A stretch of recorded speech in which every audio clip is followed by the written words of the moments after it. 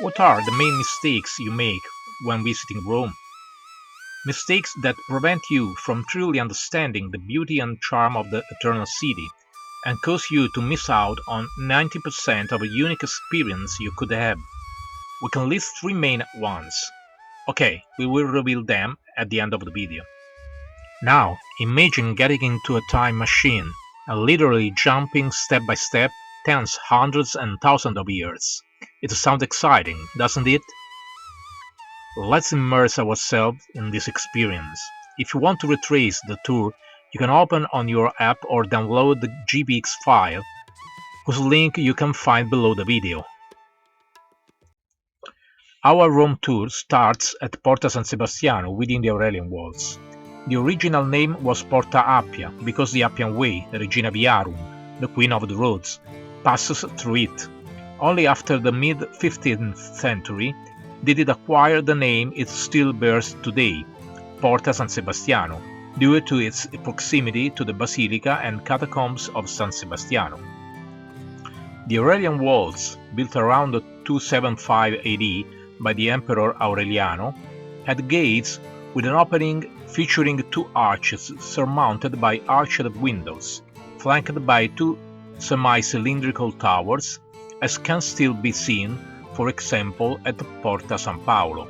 The two arches of the original Aurelian era gate have become, with the reinforcement of the walls in the 4th century AD, counter gates forming an inner courtyard. At Porta San Sebastiano, on the other hand, the pre-existing Arch of Drusus, located a few meters inward, was connected to the gate to create the inner courtyard, where the arch served as a counter-gate. This modification also affected the other gates of the Aurelian Walls during the strengthening work carried out in 401-402 by the Emperor Honorius, which involved raising the walls and creating new gates with a single arch. At Porta San Sebastiano, the bases of the two towers were incorporated into two square-shaped bases covered with marble. The closure was made up of two wooden doors and a portcullis that descended within grooves still visible from the overhead control chamber.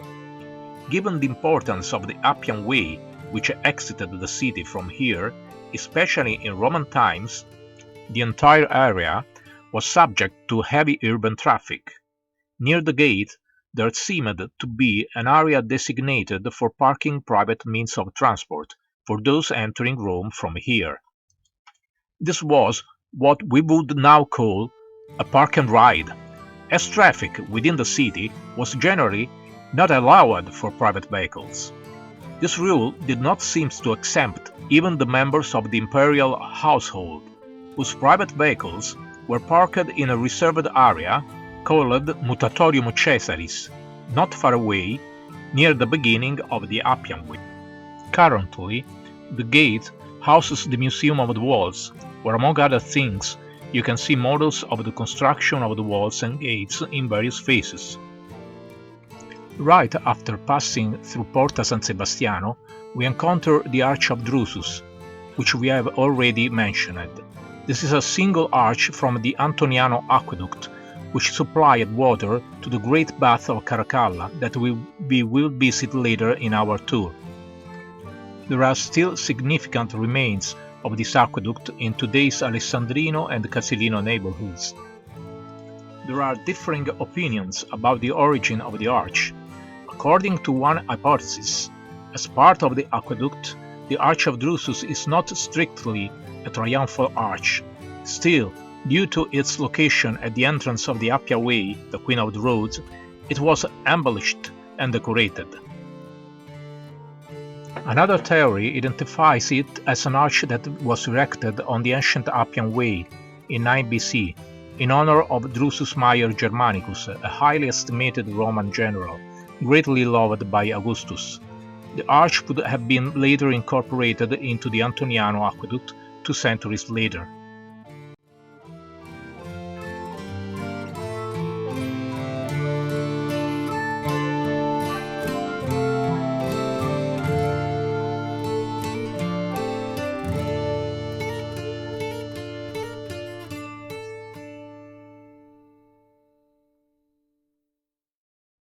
So we arrive in front of the entrance of the tomb of Scipio family. Perhaps it's not a coincidence that Scipios, one of the most innovative Roman families open to Greek culture, decided to build this precious tomb on the Appian Way, the new consular road, a symbol of the political idea of expansion towards Magna Graecia and the Eastern Mediterranean.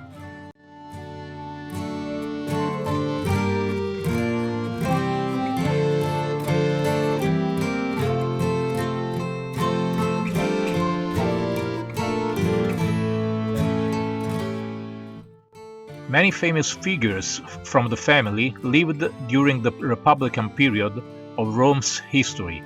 Among them, Publius Cornelius Scipio, known as Africanus, who defeated the Carthaginian general Hannibal in the famous Punic Wars, and his daughter Cornelia, the renowned mother of the Gracchi. The monument was excavated around 1780, when the owners of the vineyard, beneath which the underground chamber was concealed, expanded their cellar underground and stumbled upon the tomb.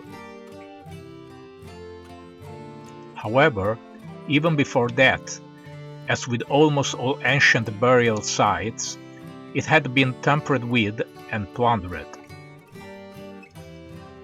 The tomb has a square plan with a monumental entrance, now almost entirely vanished, and was carved by excavating the soft volcanic rock called Cappellaccio. In the archaeological area, in addition to the Scipio tomb, there are structures dating back to the Middle Ages. For instance, there is the presence of a calcara, a round chamber hollowed out of stone. This was used for producing lime by burning marble and travertine spoils, such as architraves, decorations, statues, bases, etc. This was part of the Christian desire to erase much art, history and beauty considered mostly demonic. We can imagine how many marbles that adorned the tomb were burned to make lime. The Appian Way in this stretch up to Largo Numa Pompilio has the typical appearance of urban streets in Rome in 16th and 17th centuries, sparsely built and inhabited. According to building regulations introduced by Pope Pius IV in 1565, owners of lots bordering the streets were obliged to construct walls ranging from 15 to 20 palmi. One palmo equal 22 cm, approximately 3.35 to 4.46 meters, or 11 to 14 feet, in height along the roadside when there were no buildings facing the street. Owners of extensive vineyards and gardens would create architecturally significant gateways in the boundary wall with the street, offering glimpses of the interior of their property. Our next step, the house of Cardinal Bessarione and the church of San Cesareo. The building is located near the confluence of the Via Appia with the ancient Via Latina, whose role and importance in the genesis of Rome are explained in the video Rome's Origin. The building stands in an area rich in ancient evidence. In the 14th century, there was an hospital here entrusted to the Fratres Cruciferi of the nearby church of San Cesareo, which was itself established on ancient remains. Remains of Republican burials and high imperial dwelling have been found.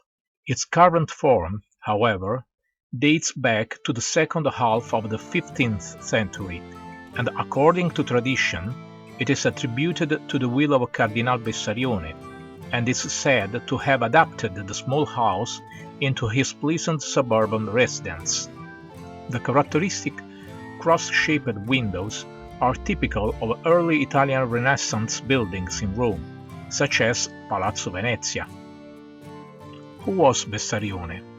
Bessarione, in Greek Bessarion, born in Trebizond, January 2, 1403, died in Ravenna, Italy, November 18, 1472, was a cardinal, humanist and Neoplatonic philosopher, one of the last intellectuals of the Roman Empire. He was appointed cardinal by Pope Eugenio IV. From 1440, he permanently moved to Italy and never returned to the Roman Empire, whose capital, Constantinople, fell to the Turks in 1453. He is one of the important figures in the birth and development of the Italian Renaissance because he contributed to the preservation and transmission of the classical culture that Constantinople, the second Rome, today Istanbul, held. Our journey continues after the church of San Cesareo and the confluence of the Via Appia and Via Latina, all the way to the present-day Largo Numa Pompilio. Today, it's a bustling urban intersection, but in the 17th century it was a bucolic suburban setting as depicted in this beautiful view of Giuseppe vasi. In ancient times, before the foundation of Rome, it marked the beginning of a valley between the Celio and the Aventino hills, a valley through which a stream flowed into the Tiber after passing through the subsequent Murcia Valley, later the site of Circus Maximus. At Largo Numa Pompilio, this stream received the waters of another watercourse coming from Porta Metronia and Via Tuscolana. This hydrographic situation is well described in the video Rome's Origins. The current place name, Largo Numa Pompilio, is connected to the memory of the sacred grove and the lake of the Camene, equal nymphs, located a few hundred meters farther along our route. It's where the second king of Rome, Numa Pompilio, met the nymph Egeria, whose spring was next to the lake, at the foot of the Celio hill. The king met the nymph, who dictated to him the laws for the good governance of the city. Let's analyze Vasi's view. In the drawing, taken from the current Via Druso, we find all the elements still present in the area today, which, despite vehicular traffic, has retained a predominantly green and open appearance. In the center is the church of Saints Nereo and Achilleo. In the background are the imposing remains of the Baths of Caracalla.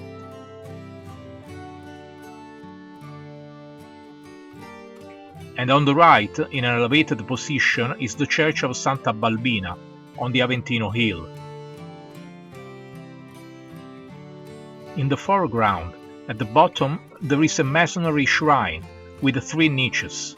The shrine probably stands on an ancient compitum, a small shrine dedicated to the Lari Compitali, ancient Roman deities who protected travelers, usually placed near crossroads. And to the right, in the shadow, is a part of the facade of San Sisto Church. The Church of Saints Nereo and Achilleo was built in the 4th century and dedicated to the Roman martyrs Nereo and Achilleo.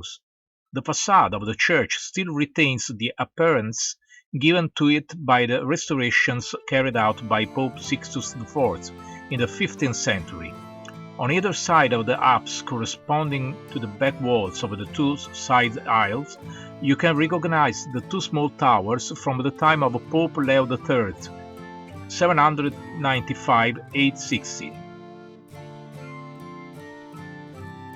Here is the exterior of the Bath of Caracalla, also known as the Antoniano's Baths, in Latin Terme Antoniane, named after the full name of the Emperor Caracalla, a member of the Severan dynasty. They constitute one of the most grandiose examples of imperial baths in Rome, with much of their structure still preserved. They were commissioned by the emperor on the small Aventino hill between 212 and 216 AD, approximately 400 meters outside the ancient Capena Gate, in the Serbian Walls, and just south of the revered grove of Kameni, which we mentioned earlier in this video and in the video Rome's Origins. These public baths were the most imposing ever built in the Roman Empire until the inauguration of the Baths of Diocletiano in 306 AD. In 212, a branch of the Aqua Marcia, called the Antoniano water, was created to supply water to the baths. This aqueduct crossed the Via Appia using the pre-existing Arch of Drusus, as we saw at the beginning of our journey. After the abandonment, starting in the 6th century, the exploitation of the ruins as a quarry for valuable materials, marble and metals, and entire structures, lintels, columns, etc., for high-quality construction continued without interruption. For example, the Pisa Cathedral and the Basilica of Santa Maria in Trastevere in Rome, which we will visit as we continue along the western hyperbole path, contain architectural elements taken from the thermal area. Also noteworthy is the prolonged presence of a calcare workshop nearby, used for the transformation of fine marbles in lime, as we have seen in the Scipione tomb.